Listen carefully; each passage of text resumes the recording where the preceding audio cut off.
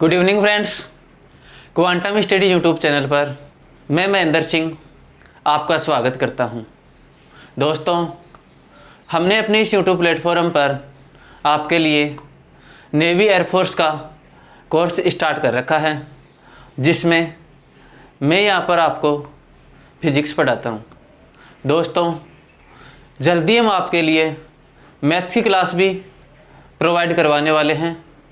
साथ ही यदि आपका अच्छा रेस्पॉन्स रहा तो हम क्लास 9th और 10th के लिए स्कूलिंग तथा जो विद्यार्थी आगे चलकर NEET, JEE, NTSC, STSC, KVPY, olympiad, navy, air force, NDA जैसी कंपटीशन एग्ज़ाम्स की तैयारी करना चाहते हैं, उनके लिए क्लास 9th से ही स्कूलिंग की क्लासों के बाद एक्स्ट्रा फाउंडेशन क्लासें भी स्टार्ट करेंगे।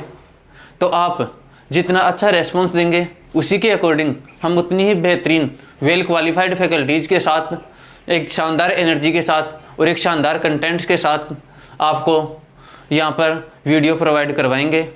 तो आप इन वीडियोज़ को ज़्यादा से ज़्यादा अपने दोस्तों के साथ शेयर करें, लाइक करें और चैनल को सब्सक्राइब करें। यहाँ पर हम फिजिक्स पढ़ रहे थे, जिसमें हमारे 3 लेक्चर हो गए थे। पिछले लेक्चर में हमने विमीय समांगता का सिद्धांत, प्रिंसिपल ऑफ डायमेंशनल होमोजेनिटी पढ़ा था। आज हम चौथे लेक्चर में विमीय समीकरण के उपयोग, एप्लीकेशन ऑफ डायमेंशनल इक्वेशन पढ़ेंगे, जिसमें पहला है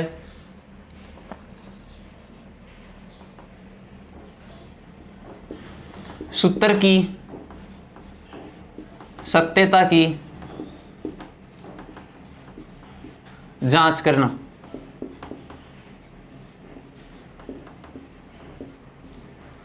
checking the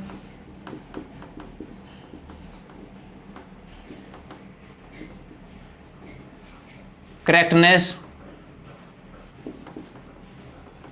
of a formula. विमीय समीकरण का पहला उपयोग है सूत्र की सत्यता की जांच करना।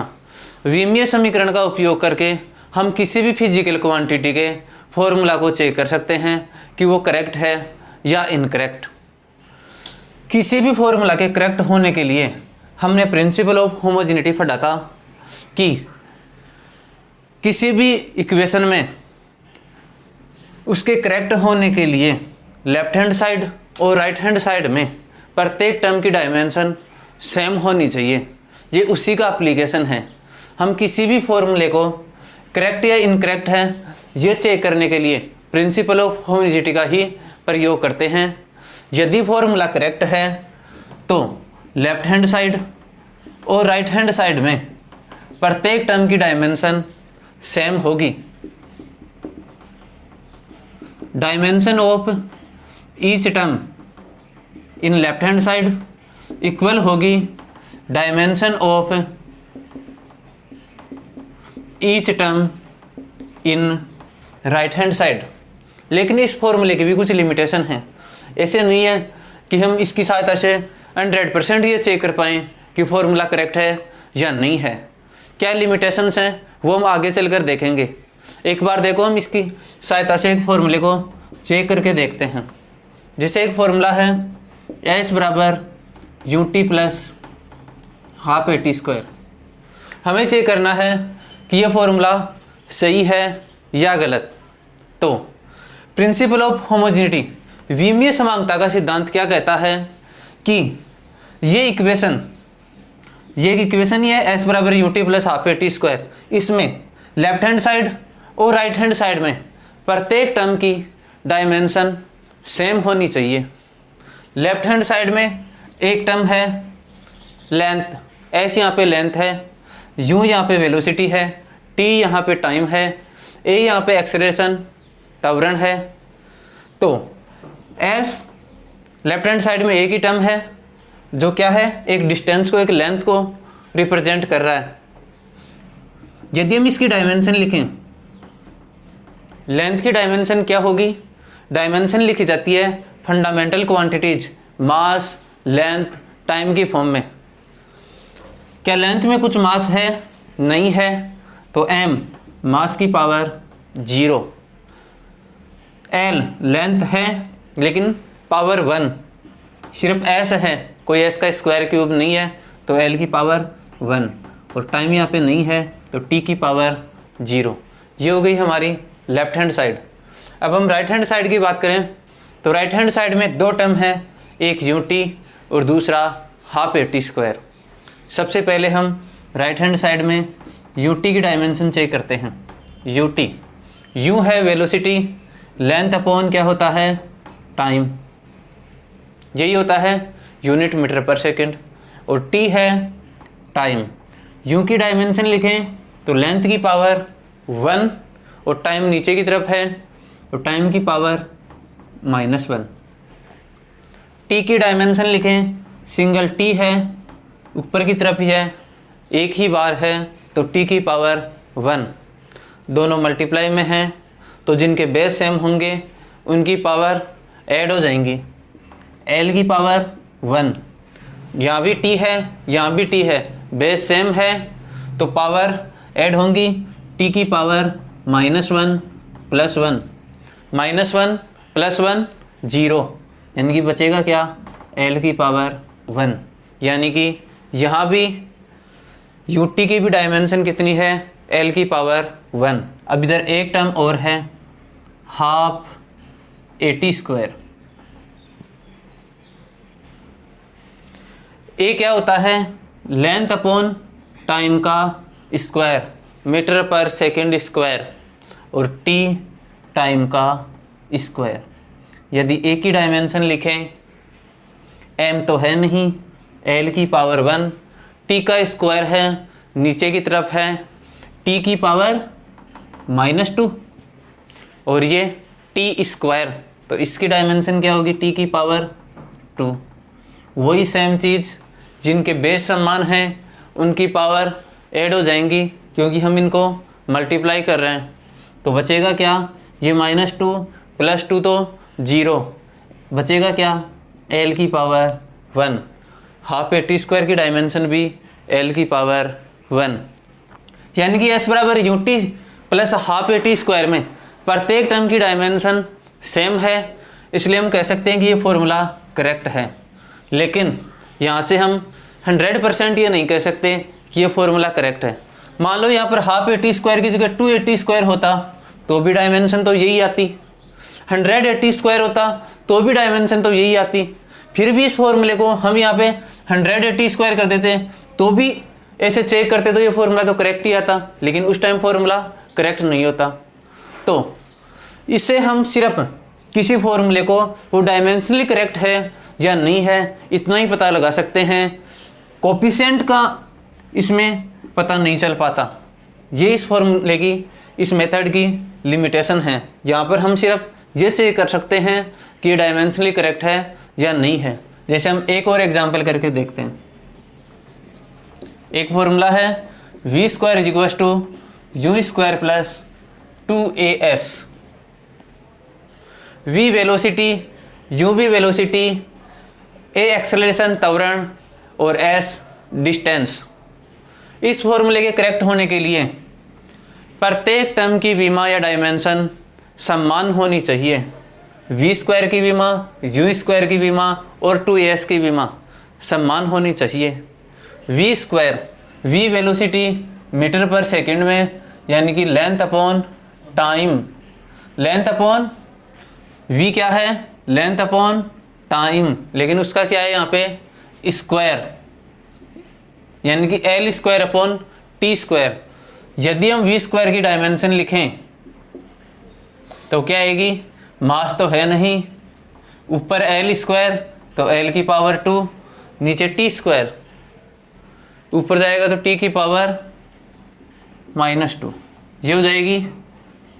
यदि हम u² की डायमेंशन लिखें तो सेम, दोनों ही वेलोसिटी हैं, ये भी l/t का स्क्वायर, यानी कि ऊपर l² और नीचे t², तो m0, l2 और t -2। एक टर्म और है 2as।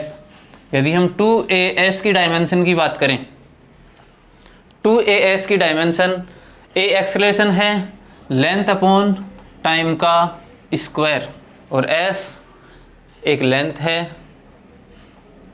s यहाँ पे डिस्प्लेसमेंट को या डिस्टेंस को रिप्रेजेंट करता है जो कि लेंथ होती है। तो इसकी यदि हम डायमेंशन लिखें तो l/t का स्क्वायर एक्सेलरेशन की l की पावर 1 t की पावर -2 और l की पावर 1, दोनों को मल्टीप्लाई में है तो जिनका बेस सेम है उनकी पावर ऐड हो जाएंगी। l की पावर 1 और l की पावर 1 दोनों को मल्टीप्लाई करेंगे तो l स्क्वायर या बेस सेम है तो पावर ऐड 1 + 1 2, तो डायमेंशन क्या आएगी l की पावर 2 और t की पावर -2, l की पावर 2 t की पावर -2, इसकी l की पावर 2 t की पावर -2, इसकी भी l की पावर 2 t की पावर -2, यानी कि यहाँ पे प्रत्येक टर्म की डायमेंशन सेम है। इसकी डायमेंशन भी, इसकी डायमेंशन भी और इसकी डायमेंशन भी।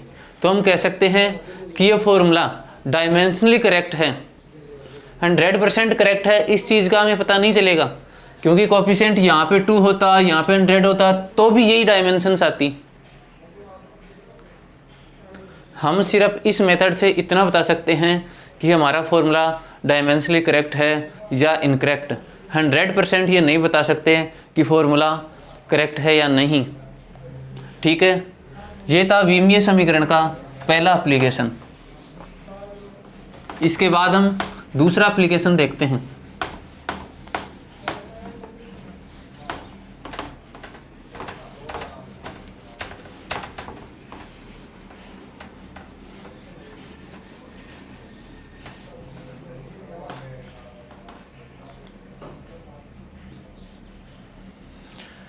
दूसरा एप्लीकेशन है भौतिक राशि के सूत्र की स्थापना।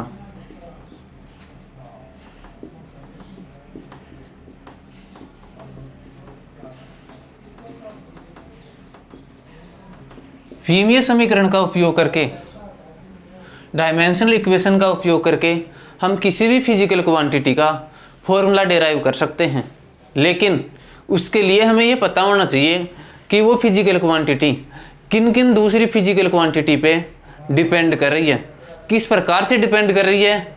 ये चाहे हमें नहीं पता हो कि वो उसके डायरेक्टली प्रोपोर्शनल है, इन्वर्सली प्रोपोर्शनल है, उसका स्क्वायर है, क्यूब है, क्या है, ये हमें चाहे नहीं पता हो, लेकिन यदि हमें किसी फिजिकल क्वांटिटी के बारे में ये पता हो कि वो किन किन दूसरी फिजिकल क्वांटिटीज़ पे डिपेंड कर रही है, किन किन दूसरी भौतिक राशियों पे डिपेंड कर रही है, तो हम उसका फॉर्मूला डेराइव कर सकते हैं। तो दूसरा एप्लीकेशन फिजिकल क्वांटिटी के सूत्र की स्थापना या फॉर्मूला डेराइव। देखो कैसे करते हैं।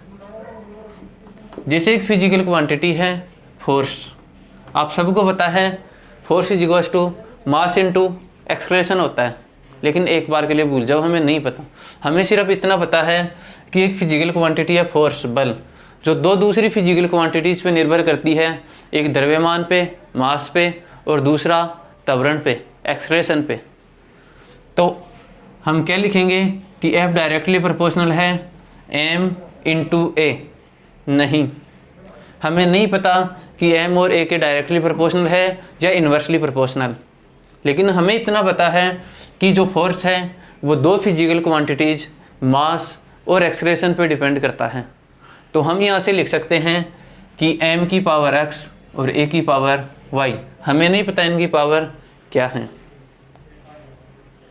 यदि ये फॉर्मूला करेक्ट है, F इक्वल्स टू, यदि प्रोपोर्शनल साइन समानुपाती का साइन हटाएंगे तो F is equals to k m की पावर x a की पावर y। हमने प्रिंसिपल ऑफ होमोजेनिटी विमीय समांगता का सिद्धांत पढ़ा था।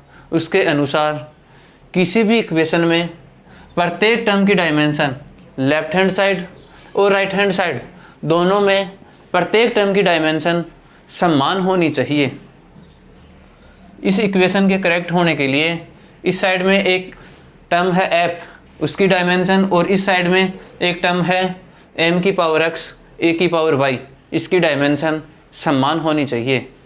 तो हम सबसे पहले लेफ्ट हैंड साइड में डायमेंशन देख लेते हैं। फोर्स की डायमेंशन क्या होती है, हमने पहले भी देख रखी है।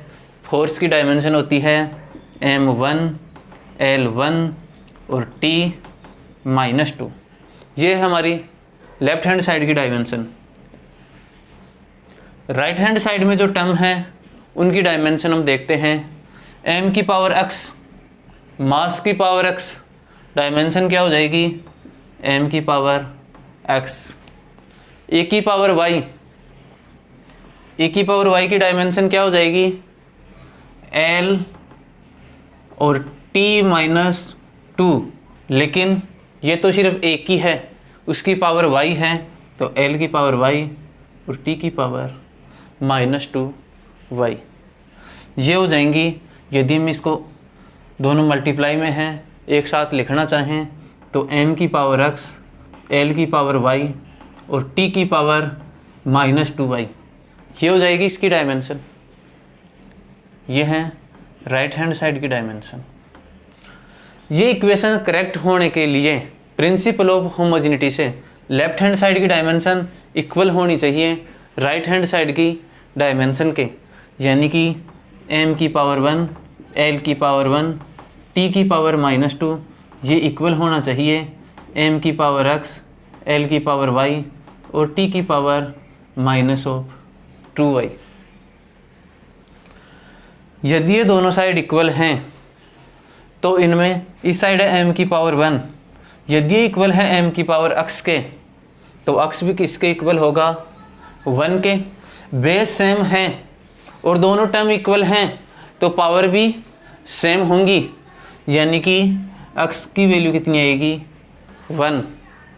यदि l की पावर 1 इक्वल है l की पावर y के, बेस सेम है और जो फाइनल रिजल्ट है वो भी सेम है, l की पावर 1 इक्वल है l की पावर y के। ये कब पॉसिबल है, जब पावर भी सेम हो, यानी कि y की वैल्यू 1। यहाँ से हमारे पास x और y की वैल्यू आ गई, यानी कि हम लिख सकते हैं f का फॉर्मूला क्या होगा, m की पावर x है जिसकी वैल्यू 1, a की पावर y है जिसकी पावर 1, यानी कि f = ma। इस प्रकार हमें किसी फिजिकल क्वांटिटी के बारे में ये पता हो कि वो किन किन फिजिकल क्वांटिटी पे डिपेंड कर रही है तो हम उसका फॉर्मूला डेराइव कर सकते हैं। एक और एग्जांपल देखते हैं।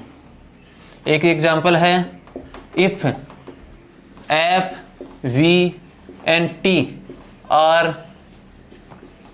fundamental physical quantities,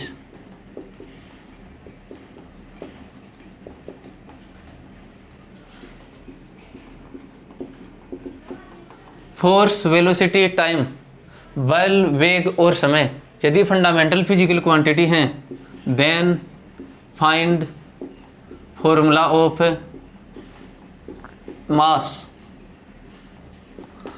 यदि बल, वेग और समय मूलभूत भौतिक राशियां हैं तो द्रव्यमान का फॉर्मूला डेराइव कीजिए। हमें यह बताया हुआ है कि द्रव्यमान जो एक भौतिक राशि है, मास जो एक फिजिकल क्वांटिटी है, वो 3 दूसरी फिजिकल क्वांटिटीज़ फोर्स, वेलोसिटी और टाइम पे डिपेंड कर रही है। किस प्रकार से डिपेंड कर रही है ये हमें नहीं पता। हमें मास का फॉर्मूला डेराइव करना है। हम लिखेंगे m डायरेक्टली प्रोपोर्शनल है F, V और T। किस प्रकार है ये हमें नहीं पता, इनकी पावर क्या होंगी, तो हम मान लेंगे x, y और z। m directly proportional force की पावर x, वेलोसिटी की पावर y एंड टाइम की पावर z। ये इक्वेशन करेक्ट होने के लिए लेफ्ट हैंड साइड में प्रत्येक टर्म की डायमेंशन और राइट हैंड साइड में प्रत्येक टर्म की डायमेंशन सेम होनी चाहिए। लेफ्ट हैंड साइड में एक टर्म है मास, इसकी डायमेंशन क्या होगी m की पावर 1, मास की पावर 1, लेंथ और टाइम इधर नहीं है। इस साइड में 3 टर्म हैं फोर्स, वेलोसिटी और टाइम। फोर्स की dimension m1 L1 T-2, m1 L1 T-2, लेकिन यहाँ पे फोर्स की पावर x है तो डायमेंशन m की पावर x, l की पावर x, t की पावर -2x। v की पावर y, v की डायमेंशन होती है L1 T-1, लेकिन यहाँ पे पावर y है, तो l की पावर y और t की पावर माइनस y, t की पावर माइनस y। तीसरी क्वांटिटी t की पावर z, डायमेंशन टाइम की t, लेकिन यहाँ पे पावर z है, तो t की पावर z। यदि हम इन तीनों को मल्टीप्लाई करेंगे तो जिनके बेस सेम होंगे उनकी पावर ऐड हो जाएंगी। m सिर्फ एक बार है, यानी कि m की पावर x, l की पावर x, l की पावर y, तो l की power x plus Y, t की पावर -2x, t की पावर -y और t की पावर z, तो t की power -2x -y plus z। Equation right होने के लिए दोनों साइड में, लेफ्ट हैंड साइड और राइट हैंड साइड में, प्रत्येक टर्म की डायमेंशन सेम होनी चाहिए, यानी कि m की पावर 1 इक्वल होगा m की पावर x, l की पावर x प्लस y और t की power -2x -y plus z। ये सेम होने के लिए m की पावर 1 सेम है m की पावर x के, उसके लिए x बराबर 1। l इधर नहीं है, यानी कि l की पावर 0 है, इधर l की पावर x प्लस y है, यानी कि x plus y equals to 0। x यदि 1 है तो 1 plus y is equals to 0 और y is equals to -1।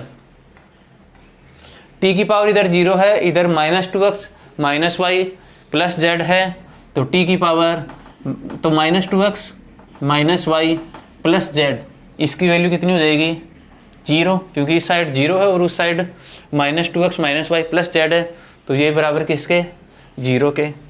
x की वैल्यू कितनी है 1, तो -2, y की वैल्यू कितनी है -1, y की जगह -1 रखेंगे, पहले से एक माइनस है, +1 प्लस z बराबर 0। तो z की वैल्यू कितनी आ जाएगी -1 प्लस z बराबर 0, -2 प्लस 1 कितना -1, तो z की वैल्यू 1। यहाँ से हमारे पास x, y और z की वैल्यू आ गई। तीनों यदि यहाँ पे रखेंगे तो मास का फॉर्मूला आ जाएगा f, v और t की टर्म में, मास इक्वल्स टू f की पावर x यानी कि 1, v की पावर y यानी कि -1 और t की पावर z यानी कि 1। तो मास का फॉर्मूला क्या आया, f की पावर 1, v की पावर -1 और t की पावर 1। Thank you.